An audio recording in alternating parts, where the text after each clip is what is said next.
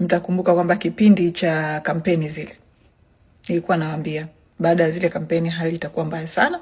Nikaa nawaambia jinsi anatumia hela za umma ili kufanya ule uchaguzi, kulipa watu wajae. Nikawaambia jinsi anatumia hela zote kwa ajili ya kuzuia maandamano and everything. Sasa hivi ndo tunaanza sasa kuziona effect. Imagine baada ya miaka 60, baada ya miaka 60 ya uhuru, Tanzania kuna mgao wa maji.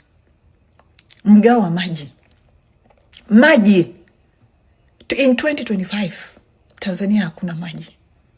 Na bado wanang'ang'ania nchi mpaka wanaua watu. Na bado wako tayari kuua watu kushikilia nchi. Lakini maji, baada ya miaka 60, maji tu na bado wanaua watu ili washikilie nchi.